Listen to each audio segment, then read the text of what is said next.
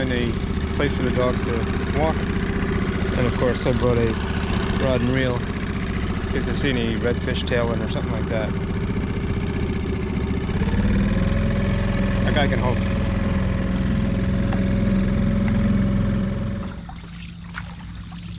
Nice boy. What's it like having your own island to play around on? Must be nice.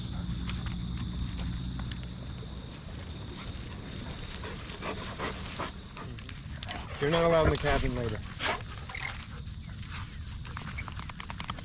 We're going to make our way over to St. Augustine today. Easy, I'm running. Watching this on video is probably not as cool as being here. Feeling the cold temperature. Not cold, it's cool. Fingertips are just a little cool. I mean, neck, feet are wet. Air is clean. So many things don't come across on video. Bay, don't eat that.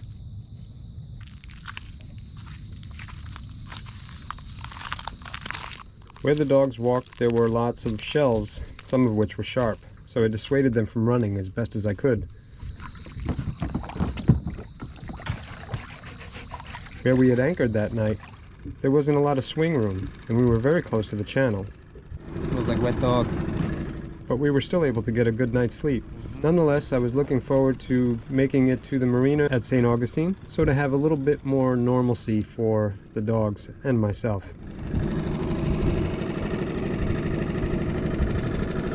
When I was able to look past my anxiety of being anchored in a weird spot where I couldn't put a lot of scope out, I was able to notice how beautiful it was. There was very little boat traffic, and this place where we stopped was actually very nice.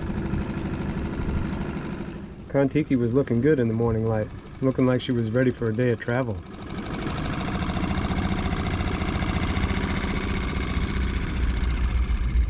So the dogs have been walked and toweled off, and we're ready to go. We've been swinging around this spot for a little too long. Got a little grapefruit juice and oranges for breakfast, and some chips laid out here for lunch. I got a little bucket here in case nature calls, and I have water for the pups, and yeah, good to go. Time to anchor up. Relying on a windlass to pull up your anchor instead of your back is almost essential if you're going to do a long journey single-handed.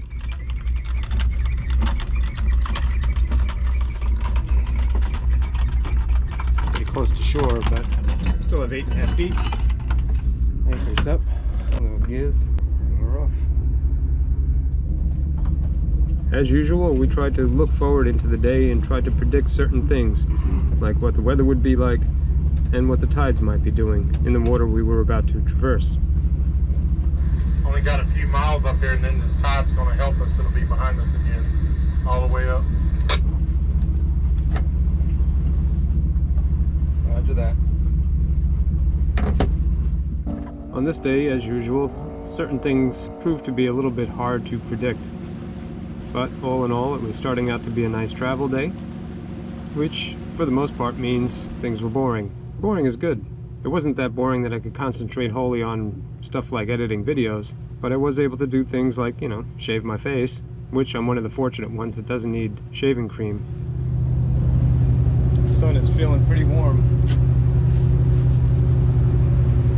I gotta shave. That's better.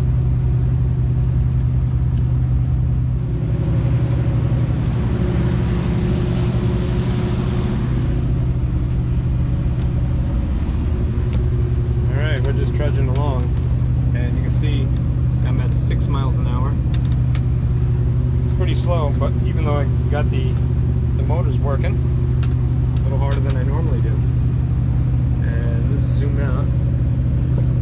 And you can see we're coming up to a bend here, and then there's a pass that goes out to the ocean.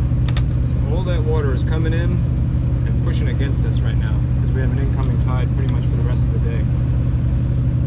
And once we get past this spot, it should help us, and we'll see that number increase from 5, 9, 6 to probably 8. We'll see. Matanzas Inlet wound up being a very beautiful place.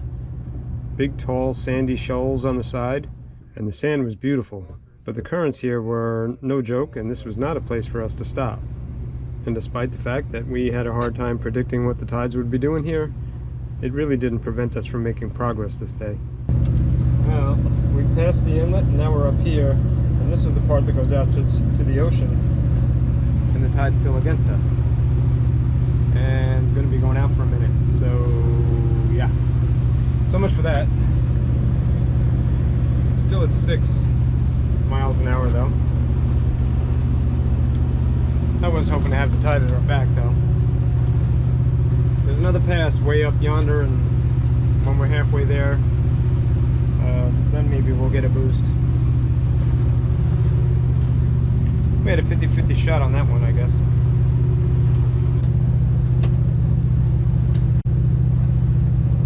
I guess we won't have any help from the tide. Now the tide station I looked at this morning is definitely different from the fans of that.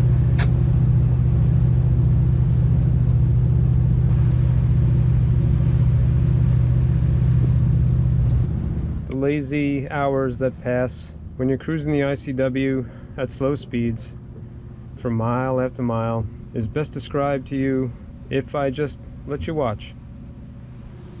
This is but a taste, of course, of what real life is like doing the Great Loop.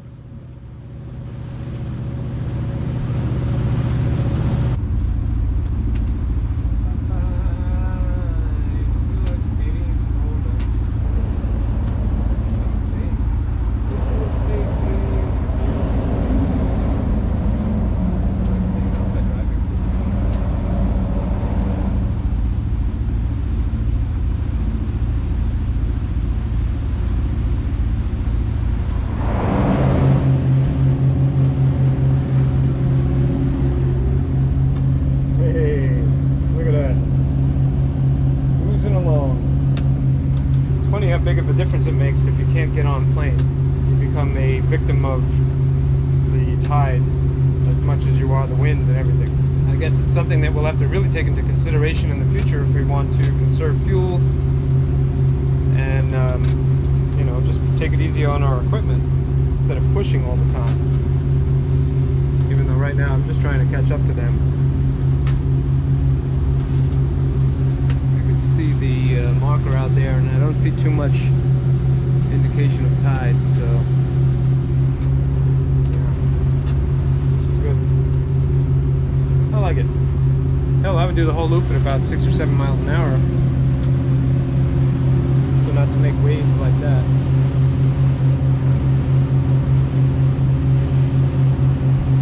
At least there's nobody out here, which is nice.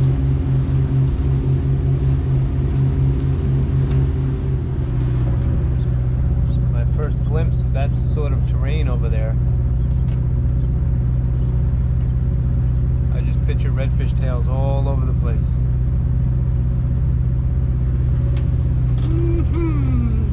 I gotta get a chance to go in there at some point.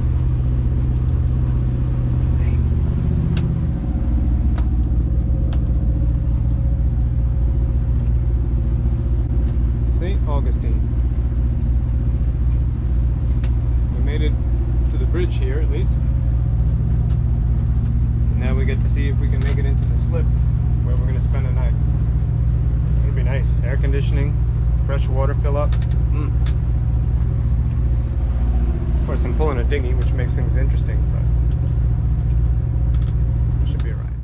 Two little interesting facts. One is this bridge obviously had one span that was a little bit newer than the other. Just one of those meaningless little things that you notice when you're on the bottom of a bridge instead of driving over it. And the other fact was we were approaching St. Augustine when the tides weren't ripping, which was an advantage. It wasn't quite slack, but I was feeling pretty confident at this point that I'd be able to pull right into the slip without any problems. I was certainly looking forward to shutting the motors off. Mooring field is full, supposedly. Going to 7-1 on my big radio, and we'll call the marina. I'm already there. St. Augustine.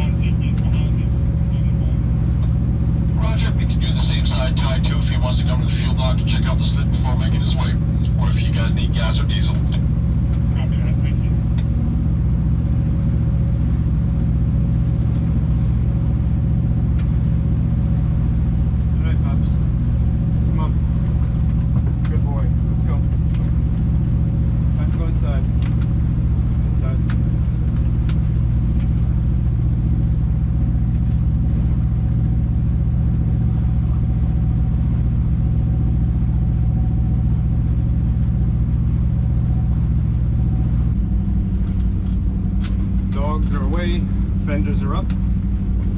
Our starboard tie up. Well, 2 out of 3 ain't bad, I guess. In preparations for docking. The only thing I really forgot was to make sure that I had lines ready to throw the dock hands. Other than that, I was ready.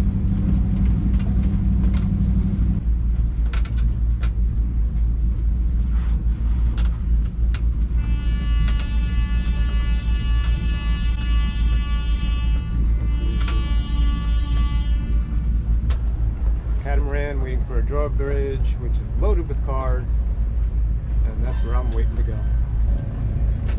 Somebody there to catch my eyes at least. Pretty nutty place.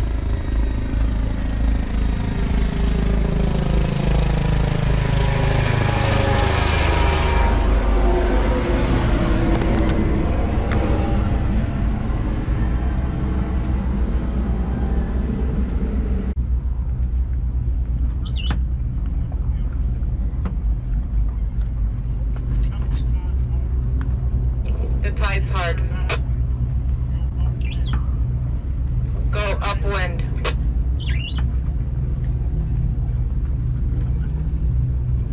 Turn and get into the tide is hard. Stop your forward, go like you're gonna go out, and then it'll drift you back.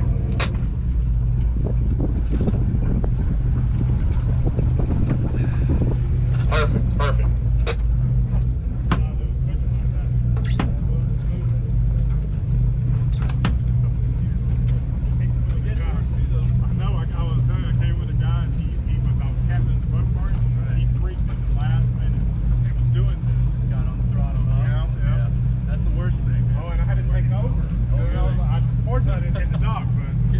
That's perfect.